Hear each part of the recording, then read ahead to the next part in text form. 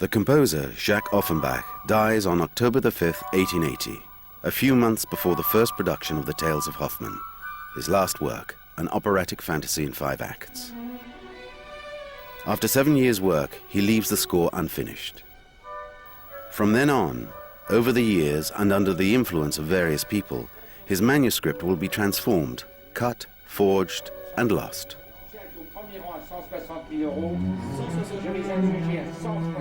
It will be sold bit by bit, page by page, and scattered all over the world.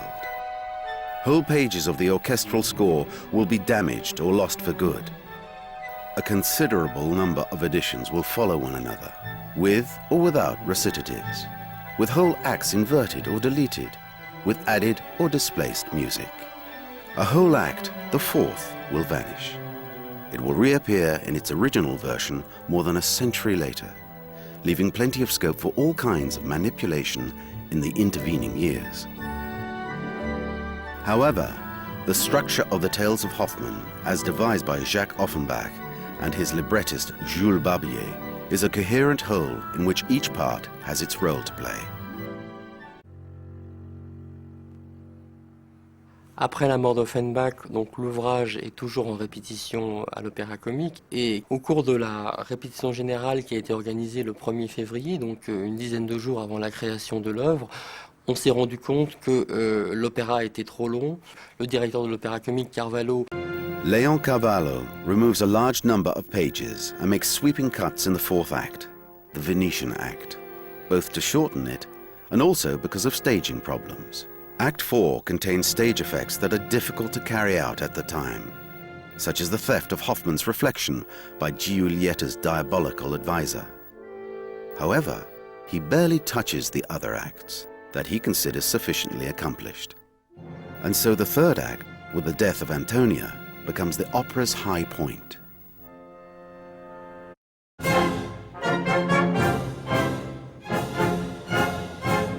The first performance of the Tales of Hoffmann takes place on February the 10th, 1881. In spite of all the changes, or perhaps thanks to them, the production is a huge success. The following year, the work is staged in Vienna for the first time.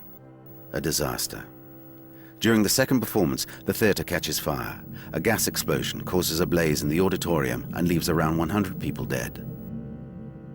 By a strange coincidence, a few years later, in 1884, the Opéra Comique in Paris is also struck by fire. The library containing all the orchestral material for the Tales of Hoffmann is flooded. Fortunately, the Offenbach family had already recovered the handwritten manuscript and the box containing the pages cut by Léon Carvalho. The years pass. Raoul Gainsbourg, one of the French theatre's greatest directors, decides to cause a stir by producing a brand new version of the Tales of Hoffmann at the Monte Carlo Opera. Raoul Gainsbourg is a very colorful character, a society figure who knows the Offenbach family well. They entrust him with the box of deleted pages so that he can restore the complete work.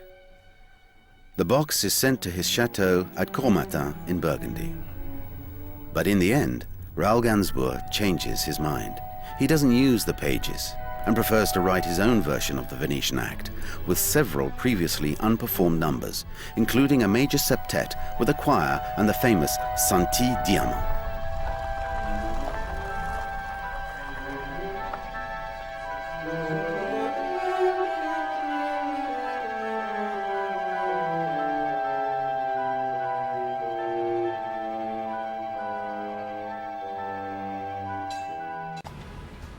In fact, in Monte Carlo, Raoul Gainsbourg adapts and directs a version that will remain the standard version of the Tales of Hoffmann for 75 years. A version in which Act 4, the Venetian act, is placed before Act 3 and ends with a septet devised by Gainsbourg. Quand nous sommes arrivés à Cormatin, ce château était dans un état de délabrement absolu. Il y avait à différents endroits des amoncellements de papier. Et en particulier, au pied de cet escalier, nous avons découvert la partition des Contes d'Hoffmann. On avait jeté dessus des matelas, ce qui fait qu'on a oublié ces papiers et qu'on n'a pas eu envie de les brûler, car très certainement on aurait fait un nettoyage général du château, on aurait brûlé ces papiers sans aller chercher l'intérêt qu'ils pouvaient avoir. Et c'est ces vieux matelas qui ont sauvé la partition des Contes d'Hoffmann. Et je m'étais dit d'ailleurs que cette partition n'était peut-être pas aussi importante que nous le pensions. Et quand nous avons donc décidé de la vendre à Londres dans une maison de vente, nous pensions que peut-être ça ne ferait pas un prix très important. Donc nous avons été relativement modestes. Nous avons demandé quand même 100 000 francs de plus qu'à la Bibliothèque nationale. On avait vraiment fait un prix pour que la Bibliothèque nationale l'achète. After having been archived for several years in New York and entrusted exclusively by its owner, the billionaire Frederick Koch, to the musicologist Michael Kaye in order to prepare a complete edition of the work, the Cours Matin manuscript is transferred to Yale.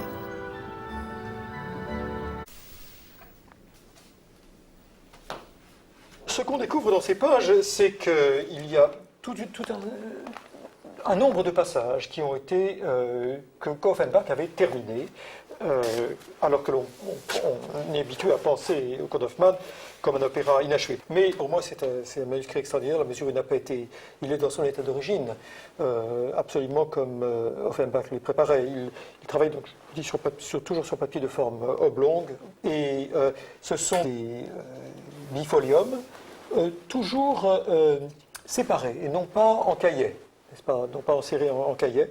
Je pense que c'était la méthode qui lui permettait d'insérer le plus possible de choses. Car on s'aperçoit en regardant ces manuscrits qu'ils changent constamment. Ce sont des partitions au dernier moment, même orchestrées, qui sont susceptibles de révision. Donc on peut reconstituer une bonne partie de l'histoire du manuscrit à partir de cet ensemble.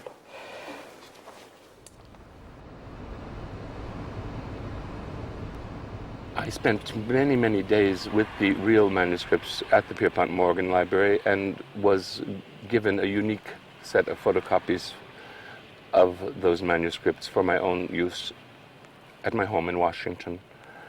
And of course, if there were markings in blue or red ink, I could notate on the black and white photocopies exactly what colors or what state the handwriting was.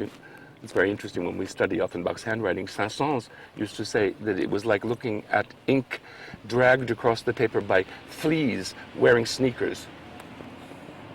So Offenbach, who also wrote sometimes en voiture in his great car as he went from Saint-Germain to Paris, sometimes he placed his pen a little high or a little low as the car would move, and it can be difficult to know whether he meant sol or la.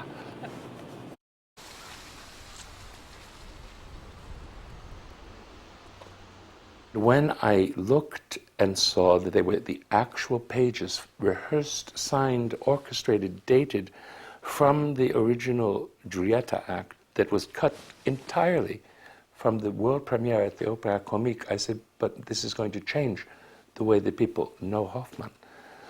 And I said the only way that it can make sense is if one can reunite these pages with the other pages of the manuscript in public and private collections in America and in Europe.